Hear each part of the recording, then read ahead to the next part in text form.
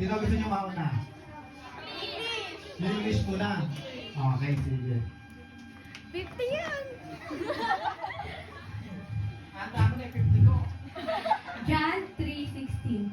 For God so loved the world, and He gave His one and only begotten Son, and whoever believes in Him shall not die but have an eternal life. John 3:16.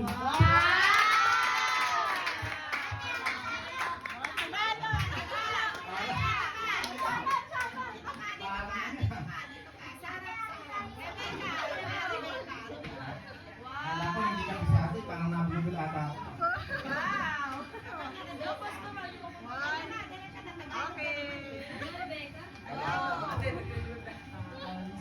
John 3:16, sapagkat kayo na lamang ang pag-ibig ng Diyos sa katauhan, kaya ibinigay niya ang kanyang kahit sa isang anak, upang ang sino mong sumampalataya sa kanya ay hindi mapahamak kundi magkaroon ng buhay ng amen. John 3:16. Ulit ko ang Panginoon. Ito nagsimula ha. Minsan tingin natin yung Pasko ay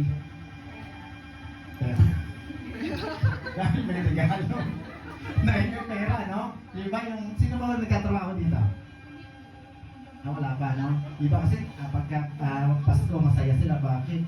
O December. Kasi may 13 months. Diba? So, minsan ganun tingin natin. Pero, mahal na mahal tayo ng Diyos.